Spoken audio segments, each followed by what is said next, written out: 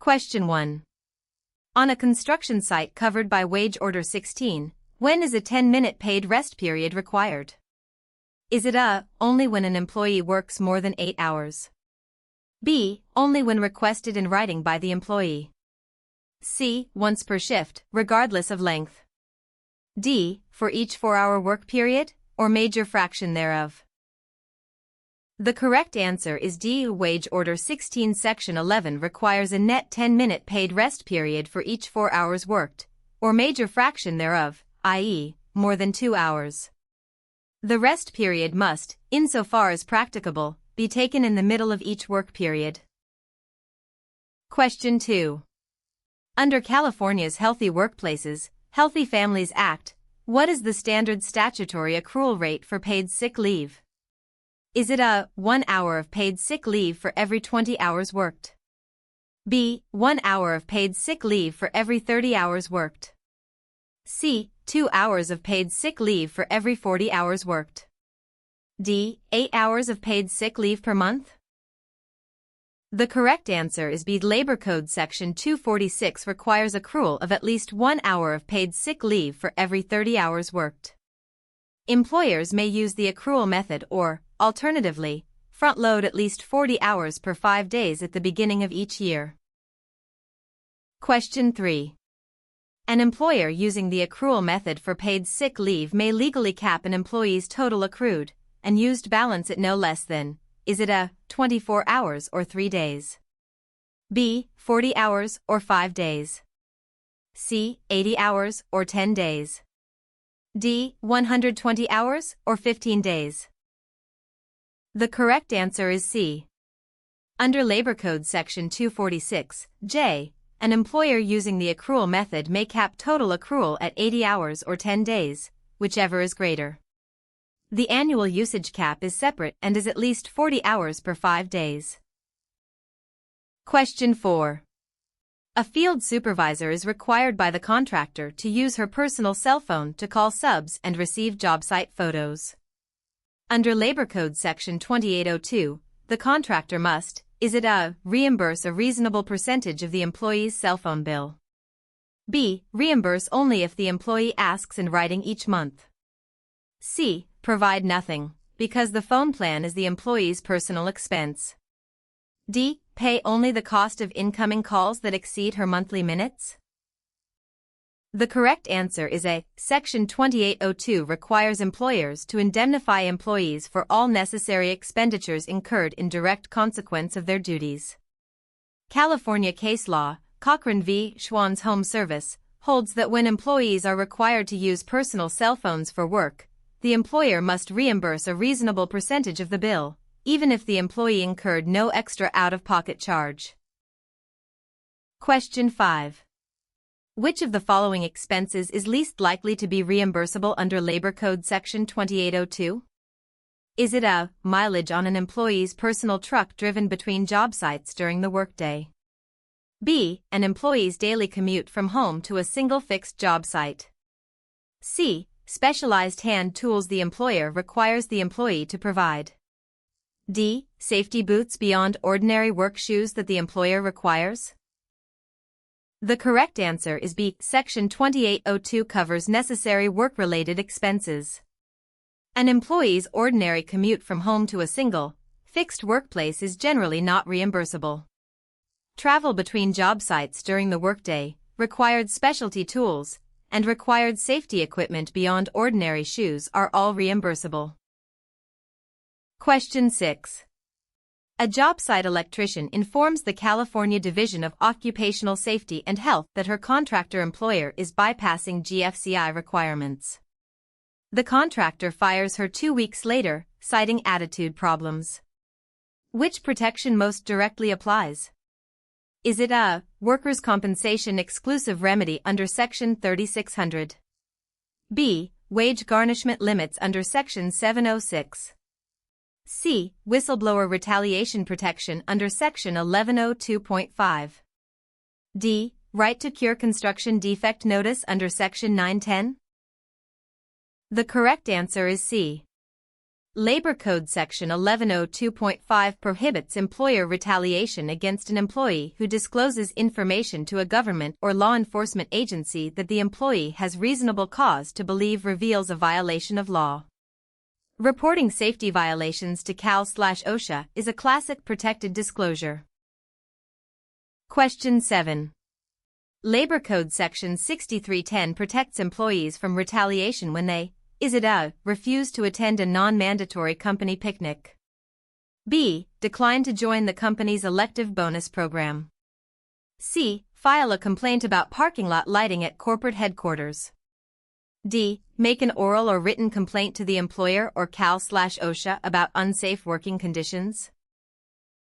The correct answer is D. Section 6310 prohibits discharge, threats, discrimination, or retaliation against an employee who makes any oral or written complaint to the employer, a government agency, or Cal/OSHA about unsafe or unhealthful working conditions, or who participates in a related proceeding.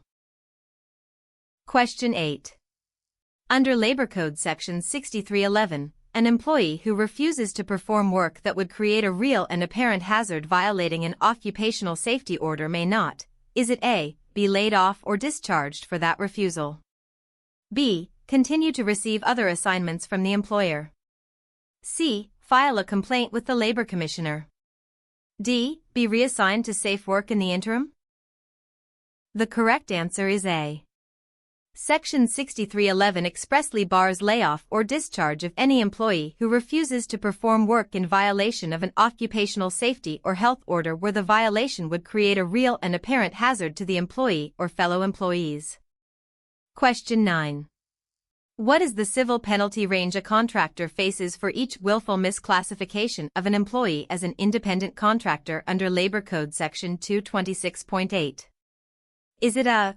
$500 to $2,500 per violation?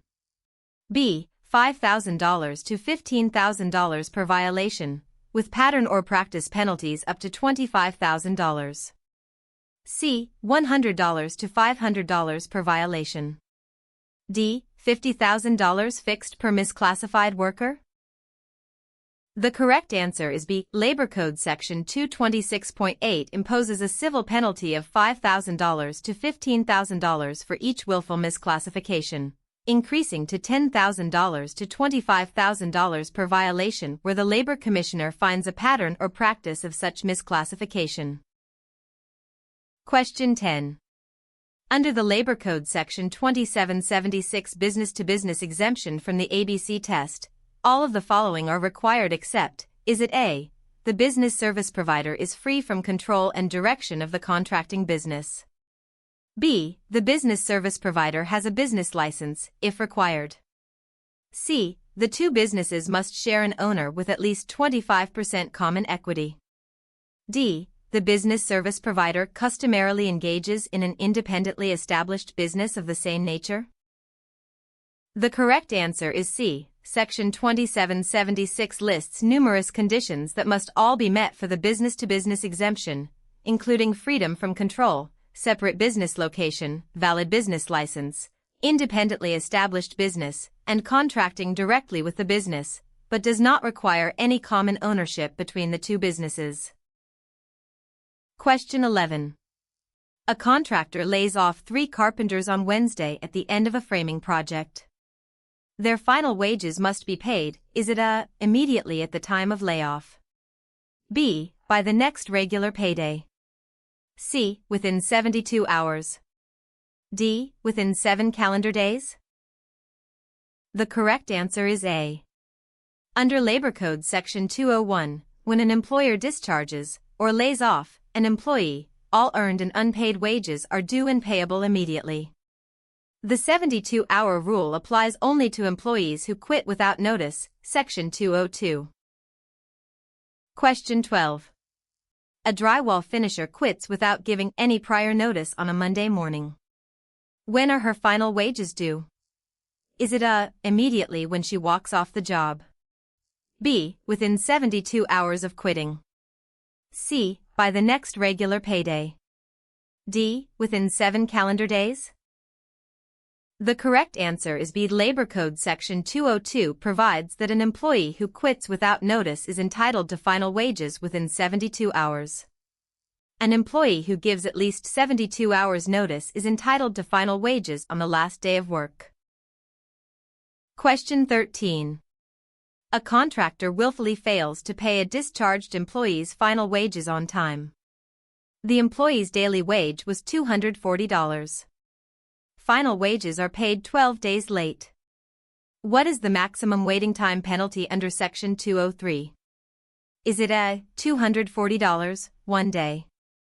B. $720, 3 days? C. $1,920, 8 days? D. $2,880, 12 days, up to a 30-day cap? The correct answer is D. Labor Code Section 203 imposes a waiting time penalty equal to the employee's daily wage for each day final wages remain unpaid, up to a maximum of 30 days. Here, 12 days times $240 equals $2,880. The 30-day cap was not reached. Question 14. Under Labor Code Section 201.3, a temporary services employer that assigns workers to a contractor must generally pay those workers. Is it A. once per month? B. Bi-monthly only? C. Weekly, on a regular designated payday for the calendar week worked? D. Whenever the assignment ends, regardless of length?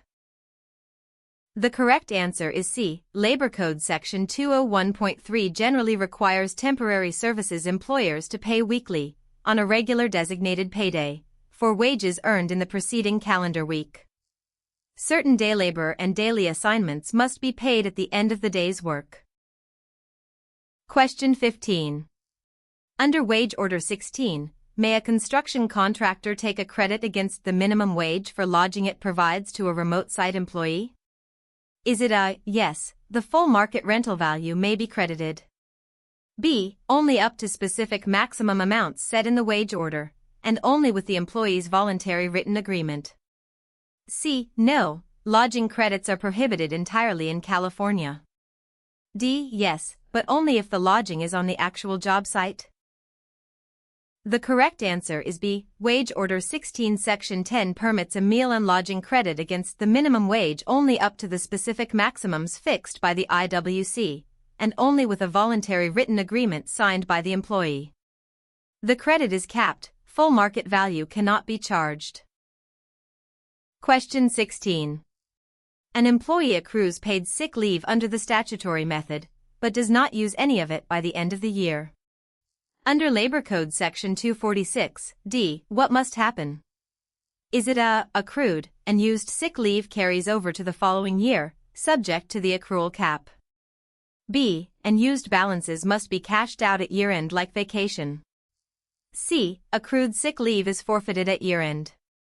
D. The employer may unilaterally reset the balance to zero on January 1st. The correct answer is A. Section 246D requires accrued paid sick days to carry over to the following year of employment, subject only to the employer's permissible accrual cap, typically 80 hours per 10 days. Unlike vacation, sick leave does not have to be paid out at termination. Question 17. Which of the following items is not required to appear on an itemized California wage statement under Labor Code Section 226? Is it A. Gross wages earned and total hours worked? B. All deductions and net wages earned? C. The inclusive dates of the period for which the employee is paid? D. The employee's full Social Security number? The correct answer is D. Section 226 requires wage statements to show gross wages, total hours, deductions, net wages, pay period dates, employee name and only the last 4 digits of the SSN, or an employee ID, employer name and address, and applicable rates. Full Social Security numbers are not allowed. Question 18. An employee is injured on the job while working for an employer who has unlawfully failed to obtain workers' compensation insurance. Under California Labor Code Section 3706, the injured employee may, Is it A, recover only the WC schedule of benefits and nothing more? B, recover only unpaid wages, but cannot sue for the injury? C, bring a civil action for damages against the employer in addition to pursuing WC benefits? D, recover only from the contractor's $25,000 license bond? The correct answer is C. Labor Code Section 3706 strips an uninsured employer of the exclusive remedy shield. The injured worker may sue the employer in civil court for damages, with several presumptions favoring the employee, on top of seeking benefits from the uninsured employer's benefit trust fund. Question 19. An employee injured while working for an uninsured employer cannot collect from the employer because the employer is insolvent. The worker may apply for benefits from, is it A, the CSLB License Bond Fund? B, the Uninsured Employers Benefit Trust Fund, UEBTF? C, the State General Fund through the Department of Insurance? D, the Federal Social Security Disability Program? The correct answer is B. Labor Code Section 3715 allows an injured worker of an uninsured employer to file a claim against the Uninsured Employers Benefit Trust Fund administered by the Department of Industrial Relations. The fund pays benefits and then pursues the uninsured employer for reimbursement. Question 20. Under California workers' compensation, medically necessary treatment by chiropractors, physical therapists, and occupational therapists for a single industrial injury is generally capped at, is it A, 10 visits per provider type? B, an unlimited number of visits? C, 12 visits combined for all 3 provider types? D, 24 visits per provider type, absent specific exceptions? The correct answer is D. Labor Code Section 4600 generally limits treatment to 24 visits each for chiropractors, physical therapists, and occupational therapists per industrial injury. Surgical and certain post-surgical exceptions apply, but the 24-visit cap is the rule for ordinary cases. Question 21.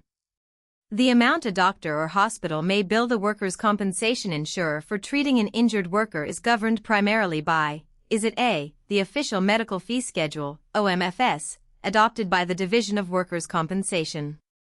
B, the doctor's customary cash rates?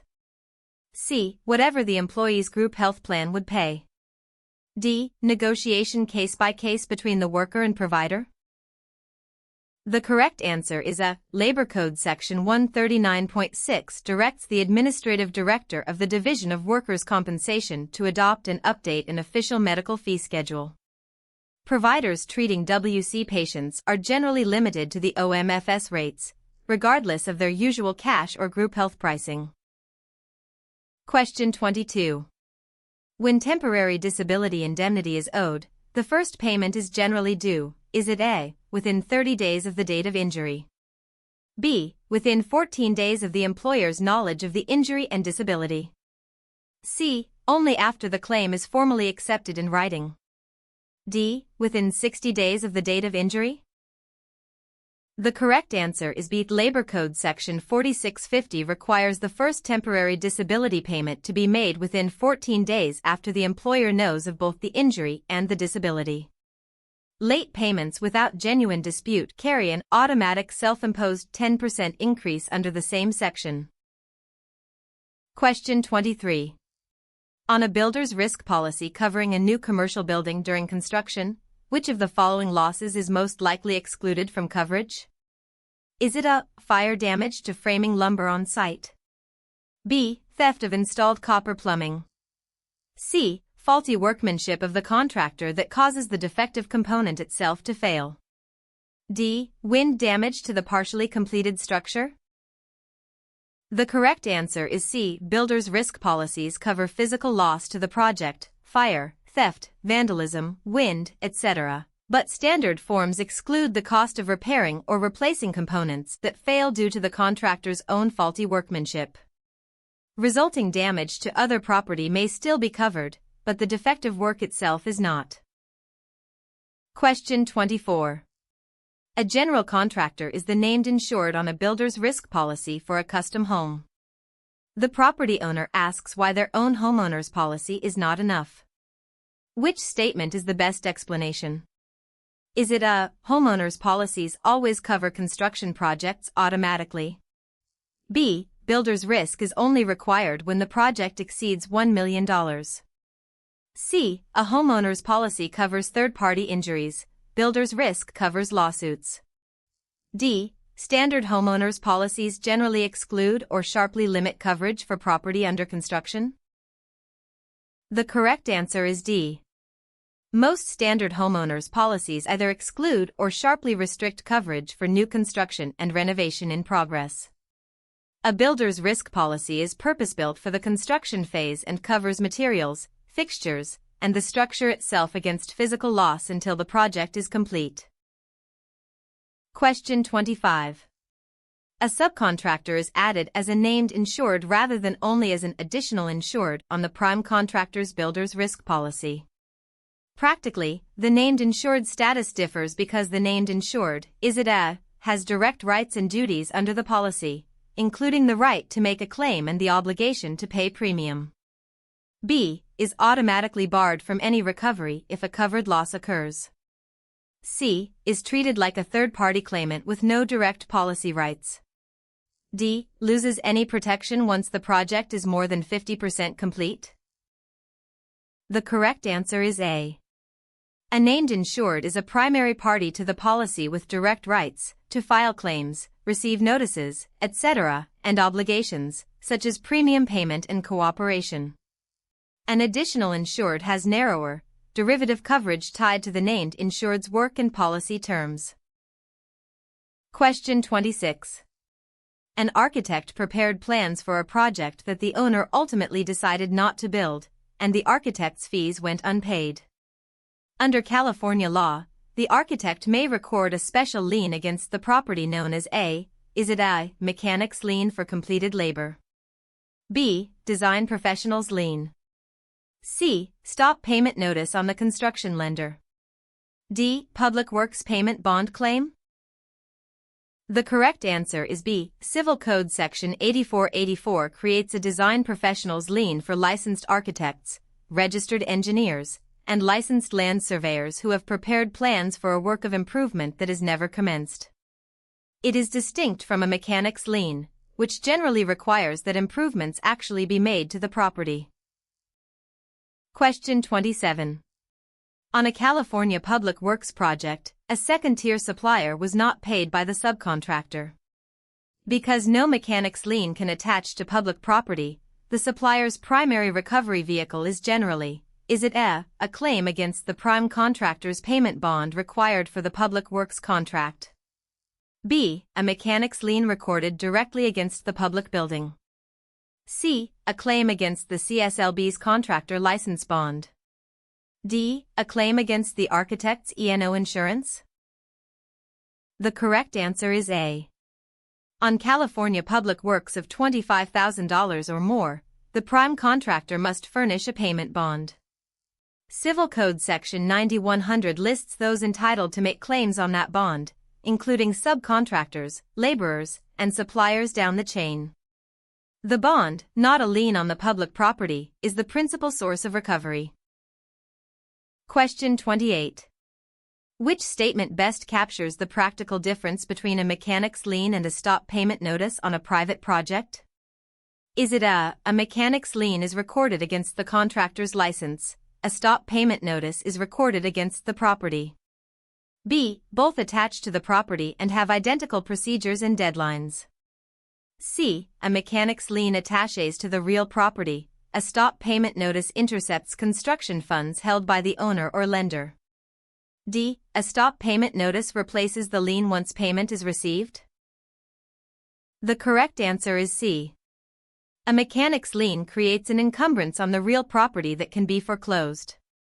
A stop payment notice does not attach to the property. Instead, it directs the owner or lender to withhold construction funds otherwise payable to the contractor, giving the claimant a claim against those funds.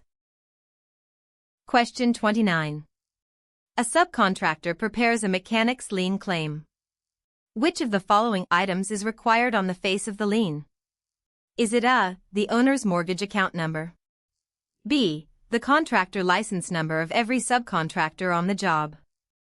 C, a copy of the original written contract attached as an exhibit? D, a description of the site sufficient for identification, signed and verified by the claimant?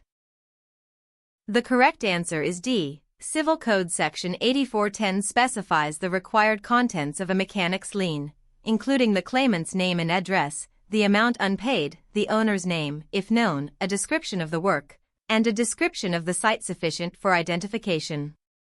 The claim must be signed and verified by the claimant or their agent. Question 30. A subcontractor records a mechanic's lien but fails to serve a copy of the lien, with the required proof of service affidavit, on the owner. Under California's strict compliance rule, the most likely consequence is that the lien, is it A, remains fully enforceable because recording is the only requirement. B, is unenforceable as a matter of law because service is a prerequisite to enforcement. C, automatically converts into a stop payment notice.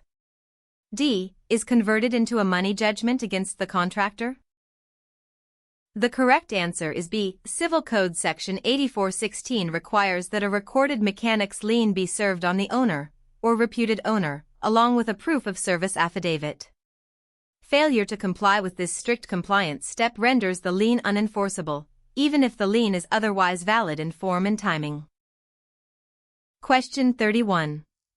On a private project where no notice of completion is recorded, a subcontractor who served a proper preliminary notice must generally serve a stop payment notice on the construction lender within, is it A, 30 days after the subcontractor's last day of work? B, 60 days after the prime contractor's last billing? C, 90 days after completion or cessation of the work of improvement? D, 180 days after the project's first day of work? The correct answer is C. Stop payment notices on private projects must be served within the same outer deadlines that apply to mechanic's liens, generally within 90 days after completion or cessation of the work of improvement if no notice of completion or cessation is recorded. Recording such a notice shortens these deadlines. Question 32. Within how many days after award of a public works contract must the awarding body provide a project notice, der PwC 100 filing, identifying the project to the Department of Industrial Relations? Is it A, within 24 hours? B, within 10 days? C, within 5 days? D, within 30 days? The correct answer is C. Labor Code Section 1773.3 requires the awarding body to file a separate notice, commonly the PwC 100, with the DIR within 5 days of awarding any public works contract, providing the project identification number used for certified payroll reporting. Question 33. Under Labor Code Section 1813, a contractor on a public work who requires a worker to labor more than 8 hours in a day or 40 hours in a week without proper overtime pay is subject to a statutory penalty of how much per worker per day of violation? Is it A, $10? B, $25? C, $100? D, $200? The correct answer is B. Labor Code Section 1813 imposes a $25 penalty per worker for each calendar day during which the worker was required or permitted to work more than the legal hours without paying the required overtime rate on public works. Question 34. A contractor who knowingly commits a second violation of apprenticeship requirements within a 3-year period under Labor Code Section 1777.7 may be debarred from bidding on public works for up to, is it A, 6 months? B, 1 year? C, 2 years? D, 3 years? The correct answer is D. Labor Code Section 1777.7 authorizes debarment from bidding on or being awarded public works contracts for up to 3 years for a knowing second violation of apprenticeship standards within a 3-year period, in addition to civil penalties. Question 35.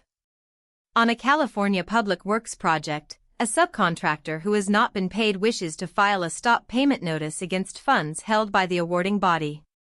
The notice must generally be served no later than how many days after recording of a notice of completion or cessation? Is it A. 30 days? B. 60 days? C. 90 days? D. 120 days? The correct answer is A.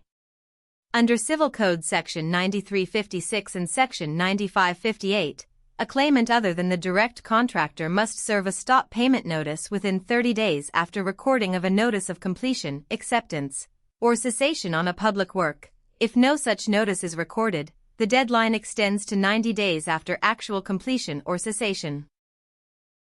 Question 36. Maria's Masonry Company is bidding on a $1,500 project to repair a privately owned strip mall. The owner is paying entirely with private funds. Are prevailing wages required? Is it a yes, because the contract exceeds $1,000? B. No, because the project is not a public work paid for in whole or in part out of public funds. C. Yes, because all construction work in California requires prevailing wage. D. Only if the city issues a building permit? The correct answer is B. Labor Code Section 1720 defines public works as construction paid for in whole or in part out of public funds. A privately owned, privately funded project is not a public work and Section 1771's prevailing wage requirement does not apply. Question 37. DIR's prevailing wage determinations on public works are issued by craft and locality and are generally updated. Is it A. Once every 5 years? B. Only when the legislature amends the labor code? C. Semi-annually, twice each year? D. Daily, based on union dispatch rates? The correct answer is C. Under Labor Code Section 1773, the Director of Industrial Relations determines per craft, per county prevailing wage rates and publishes general determinations on a semi-annual schedule, typically February 22 and August 22 each year, with special determinations as needed. Question 38. Under current Labor Code Section 1776 procedures, how must contractors on most California public works projects submit their certified payroll records to the Labor Commissioner? Is it A. By certified U.S. mail only? B. By hand-delivered paper copies to the awarding agency? C. By fax to the local labor office? D. Electronically through DIR's online ECPR, Electronic Certified Payroll Reporting, system? The correct answer is D.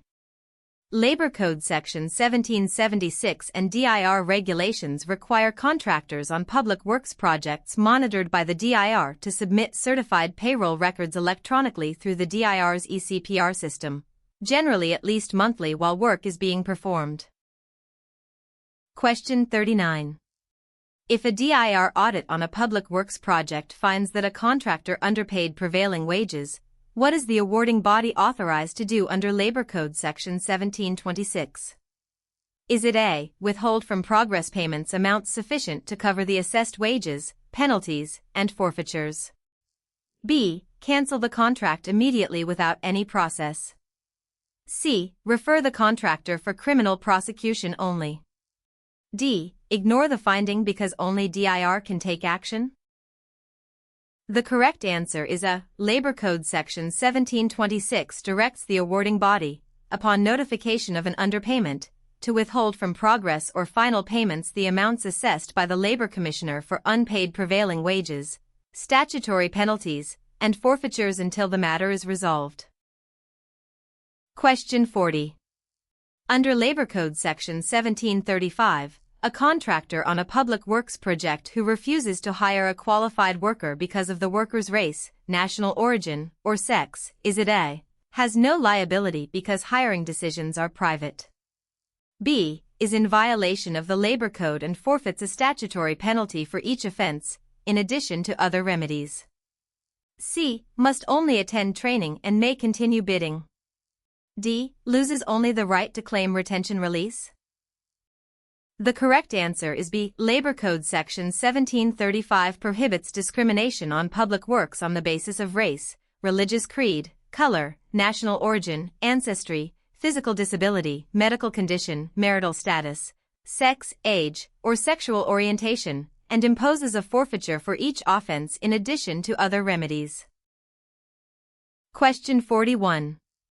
Under Labor Code Section 1771.4, when a contractor is awarded a public works project subject to DIR compliance monitoring, the contractor must post job site notices regarding: is it A. Only OSHA safety posters? B. Only the contractor's CSLB license number? C. Prevailing wage and worker rights information required by DIR, including job site posting requirements? D. Nothing. Posting is no longer required since the law was repealed? The correct answer is C. Labor Code Section 1771.4 requires contractors on DIR-monitored public works to post job site notices about prevailing wage rates and workers' rights as specified by the DIR, in addition to the certified payroll and registration requirements. Question 42. A material supplier on a $400,000 California public works project has not been paid by the subcontractor that ordered the materials. To recover from the payment bond required by Civil Code Section 9550, the supplier should: is it A. File a mechanics lien against the public building? B. Sue the awarding body directly for breach of contract? C. Wait for the state controller to issue a refund? D. Make a written claim on the prime contractor's statutory payment bond within the time allowed by law? The correct answer is D. Mechanics liens cannot attach to public property.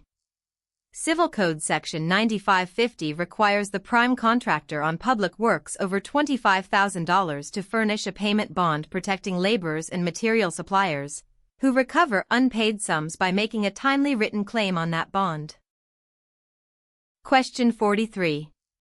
On a public works job, an electrical contractor employs 5 journeyman electricians for a full 40-hour week, 200 journeyman hours. Under Labor Code Section 1777.5 Standard 1:5 ratio, the minimum apprentice hours the contractor must employ that week is it A. 40 apprentice hours? B. 20 apprentice hours? C. 8 apprentice hours? D. 0 apprentices are optional? The correct answer is A. The Section 1777.5 ratio requires at least 1 hour of apprentice work for every 5 hours of journeyman work. With 200 journeyman hours, the contractor must employ apprentices for at least 200 divided by 5 is equal to 40 hours, drawing from a state-approved apprenticeship program. Question 44. Cal/OSHA's high heat procedures under the Heat Illness Prevention Standard are triggered when the outdoor temperature reaches or exceeds: is it A. 80 degrees Fahrenheit? B. 85 degrees Fahrenheit? C. 95 degrees Fahrenheit? D. 105 degrees Fahrenheit? The correct answer is C. Section 3395(e) of Title 8 requires high heat procedures in covered outdoor industries, including construction, once the ambient temperature reaches or exceeds 95 degrees Fahrenheit. These procedures include effective communication, pre-shift heat illness meetings, and observing employees for symptoms. Question 45. A personal fall arrest system anchor point in construction must be capable of supporting at least how much force per attached employee? Is it A. 1,800 pounds? B. 5,000 pounds? C. 8,000 pounds? D. 10,000 pounds? The correct answer is B. Title 8 Section 1670 requires that anchor points for personal fall arrest systems support at least 5,000 pounds per employee attached, or be designed by a qualified person to maintain a safety factor of at least 2. Question 46. For Type B soil, the maximum allowable slope of an excavation wall from horizontal, when sloping is used as the protective method, is it A. 1:1, 45 degrees? B. 1.5:1, about 34 degrees? C. 2:1, about 27 degrees. D. Vertical, 90 degrees. The correct answer is A. Under Section 1541.1 and Appendix B, sloping for Type B soil requires a horizontal to vertical ratio of 1:1, which is approximately 45 degrees from horizontal. Type A allows steeper, 3/4:1, and Type C requires flatter, 1.5:1. Question 47. Which of the following is not one of the required elements of a written injury and illness prevention program, IIPP? Is it A system for identifying and evaluating workplace hazards? B. Procedures for investigating occupational injuries and illnesses? C. An employee training program? D. A written drug-free workplace policy? The correct answer is D. Section 3203 lists 8 required IIPP elements: responsibility, compliance, communication, hazard assessment, accident/exposure investigation, hazard correction, training, and record keeping. A drug-free workplace policy is not among them, although it may be required by other federal contracts. Question 48. A serious injury or death of an employee on a job site must be reported to Cal/OSHA within what time frame? Is it A. Within 24 hours? B. Immediately, as soon as practically possible, but no later than 8 hours? C. Within 5 working days? D. Within 30 days? The correct answer is B. Labor Code Section 6409.1 and 8 CCR Section 342 require employers to report any serious injury, illness, or death to Cal/OSHA immediately by phone or email, but no later than 8 hours after the employer knows or with diligent inquiry would have known. Question 49. A recordable work-related injury must be entered on the Cal/OSHA 300 log within how many calendar days of learning that the case occurred? Is it A. 1 calendar day? B. 3 calendar days? C. 7 calendar days? D. 30 calendar days? The correct answer is C. Title 8 Section 14300.29 requires that each recordable injury or illness be entered on the Form 300 log within 7 calendar days of receiving information that a recordable case occurred. This is separate from the 8-hour immediate reporting rule for serious injuries. Question 50. Under Cal/OSHA's lead in construction standard, the action level that triggers employee exposure monitoring and training is it A. 30 micrograms per cubic meter of air, 8-hour TWA? B. 50 micrograms per cubic meter of air, 8-hour TWA? C. 100 micrograms per cubic meter of air, 8-hour TWA? D. 500 micrograms per cubic meter of air, 8-hour TWA? The correct answer is A. Section 1532.1 sets the action level for airborne lead at 30 micrograms per cubic meter, 8-hour time-weighted average. The permissible exposure limit, PEL, is 50 micrograms per cubic meter.